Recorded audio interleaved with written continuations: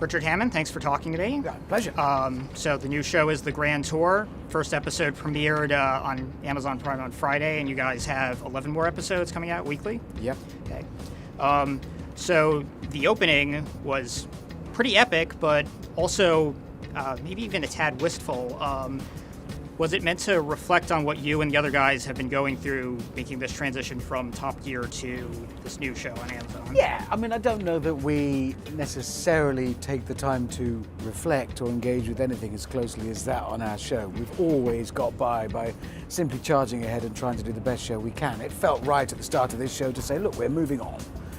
This is a transitional stage. We've been blessed with an amazing opportunity as three middle-aged guys on what previously we made an enormous television show about cars. Now we've been given the opportunity to reinvent, and hoping very much that people will come with us and enjoy the ride. And thus far, from all that we've seen, that appears to be the case. And the first episode also featured the Holy Trinity, the 918 Spyder, P1, LaFerrari. Obviously, you guys tried to get that done on Top Gear, so how did you get it done for this show? How long was it in the works? We really wanted to get the three hypercars in the first show because we wanted to say, look, we're making a car show the best way we can, the best car show we can, so we wanted to have those cars in it. How we went about actually getting them, usual means, annoying, nagging, keeping on at them. I mean, you've never met Andy Willman, our producer, the boss, who is the world's most persistent human being. And when he decides he wants something, he'll go and get it. So yeah, I think it was largely him. He just annoyed the hell out of them until they gave it to him. Yeah, it seems like it would require a bit of persistence to get those it did. three. As far as other stuff on the show, it seems like kind of a familiar format, similar to old Top Gear. Did you guys ever think about really changing things up, or did you just sort of want to keep stuff from the old show? Look, it's a really difficult thing about what we changed and what we didn't change. For one thing, do please know that there was no cynicism or science in the creation of the show initially. We never sat down and said, right, if we do this, it'll get this part of the demographic, and if we go for this, it'll gather them in as well, and then that part of the world. It never was done like that. We simply set out to make the best car show we can. We've been doing it for 14 years, and we now have the chance to start again. We haven't wasted that opportunity to reinvent, revitalize, renew. That's great at our stage in our careers, but equally it would be artificial to try and stop being us. What we have and what people seem to like is our particular take on the motoring world, looking at our chosen subject through the sort of prism of the viewpoint of these three Brits. We wouldn't throw that away, that would be really silly. So we're still us. It's still familiar. People come to us because they like what we've done historically. We would be stupid to throw all that away and artificially recreate ourselves as something else. We did what we've always done, but we've changed it up. It's now shot in 4K, the cinematography, filmically and editorially, it's been enhanced. It's set to 11 instead of 10.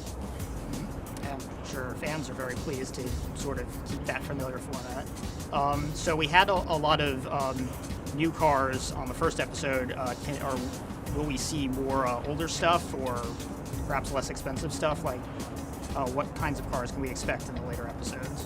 When you say less expensive stuff, that always sounds like a loaded question. Are you saying what? Because most people can't afford a £1.5 million hypercar. You're well, like, right. I know you guys love hot hatchbacks, so like we do. Stuff Love like a hot that, hatchback. We will still keep, and it happens automatically. Again, we don't sit and try and artificially generate a spread of cars across a season. We simply follow the subjects, the opportunities, the topics as they arise. But yeah, of course we do. And we're never happier as the three of us than when we're driving around in some hideous old leaky relic. We enjoy that massively because those cars have more personality to say about themselves. They have flaws and faults, and that's where the interest lies. Although it has to be said, the industry as a whole right now, car industry, as well as the television industry, is undergoing a massive sea change. So there's never been a better time for us in making a show on TV. When TV is changing, we're now delivering it in a new way. There's not been a factual show shot in 4K, travelling around the world and delivered on demand before. It's never happened. Likewise, our subject, the focus of that show in that changed environment, is also changing hugely. There are new cars coming out with new forms of engine, new forms of propulsion, which means manufacturers at last have the chance to get it wrong again. So we have the chance to say, that doesn't work, which hasn't happened for decades. So, yeah, because it seemed like you guys suffered quite a bit in the old Jeep car challenges on Top Gear, but you really do like driving around in these older beat-up cars. Yeah, we love the challenges. We love driving around in old cars that challenge in difficult and inappropriate circumstances. It's great fun, of course it is. I mean, it is genuinely punishing. We are often asked, the places we've shot in the past on the old show, no doubt we'll do as extreme again in the new. But the North Pole and deserts and jungles, in the Arctic and volcanoes and all those places, people often go, yeah, but you stay at a hotel around the corner, really, don't you? No! You can't if you're in the middle of the Namib Desert. We've just been filming there. There are no hotels. It's a desert. So you have to camp, you have to rough it. And it's not, remember, obviously, it's not just us three when we're there. There's a crew of 40 to 50 people. It's huge. So the camaraderie, the fun to be had, along with the logistical challenges of keeping that many people on the road, fed, warm, safe, with all the equipment being charged and maintained every night. The camera crews have to strip the cameras down, put them on charge, download all the footage. Especially now we're shooting in 4K. I mean, just the business, the data storage. We have to have a digital input team now, ingest team rather, coming with us all over the world. So there's a couple of guys that spend their life sitting in the back of a van, ingesting all the stuff that we've shot. That must be a fun job. They have a great job. The 4K thing has changed a lot for us because obviously, expense-wise, our annual spend now on data storage is huge chunks of data coming in. And in the field, just the cameras cannot carry cards big enough to carry much of this stuff. So the digital ingest team, they are with us constantly downloading that stuff onto drives.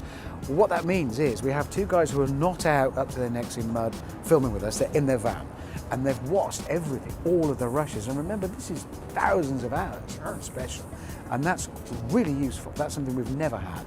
So you can go and talk to these two guys. Did you see that bit about, oh yeah, is it, oh it worked, good. Or I'll go and, I'll tell you what, if I go and find a little bit like this, it'll go with that and work and make something special. So that's one of the many ways in which this new way of working is bringing new stuff to us. So you talked about the 4K and the amount of data storage, Yep. the number of people you bring on each shoot. Yeah. How does the budget for all this stuff compare to Top Gear's? There's so much speculation across the media all over the world as to the amount of money we're supposed to be spending. The budget isn't massively, wildly beyond what we were spending on the old show. It's how it's spent that matters. And believe me, it is being spent on camera. It wouldn't do for us. We felt from the outset, okay, we're going to stick together because we are better together. Something happens when we all work together. There's four of us with the team around us. Something happens that won't happen otherwise. So that's loyalty. And if fans are going to be loyal to us and come with us, and we have to give them our best. We have to say, we have really tried here.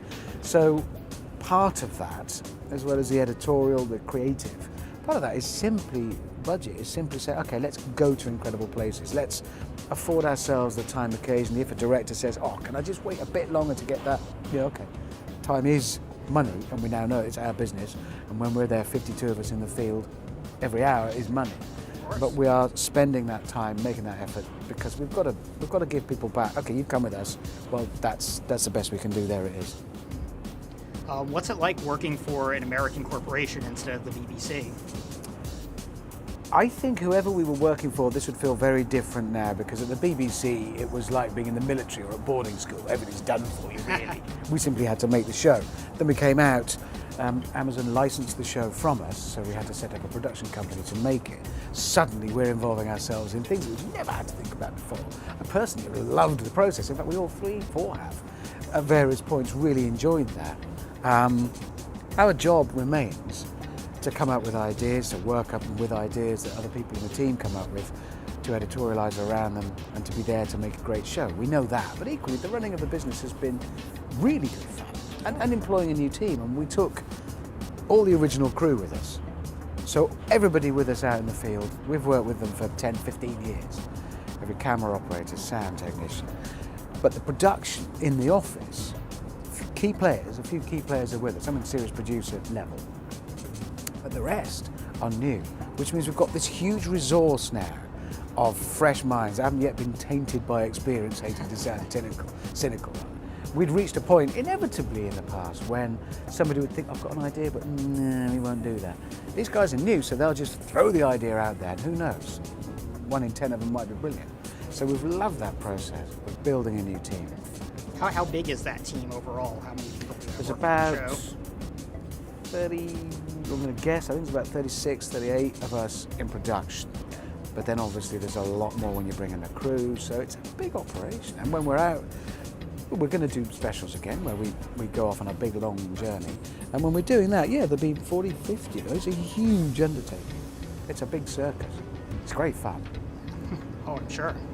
Looks like you guys are having tons of fun in the Yeah, trailer. we do. No, we have, of course we have fun. We have to. And the crew does. We all do. That's not to say it isn't sometimes tougher than at other times. So for one segment, like say the Holy Trinity segment from the first episode, how long does it take you to actually film all of that?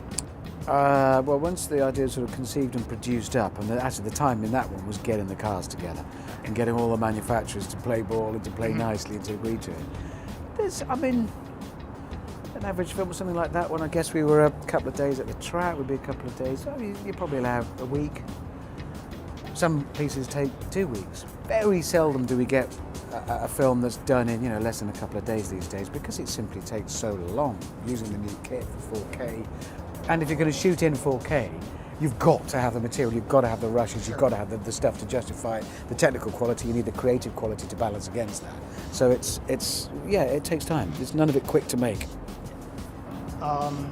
So you were talking a little bit about new ideas, old ideas. Where do you actually get the concepts for the episodes? We have always operated and still do in an environment wherein anyone can come up with ideas, and that's critical, because you just don't know where a really good idea is going to come from. Don't forget, people often ask, are you going to run out? No, and there's never been a more interesting time to talk about cars because of these huge changes they're going through. So no, we're not going to run out of ideas. It's a great time to do it. Does it start with we really want to drive this car? Do we really want to go to this location?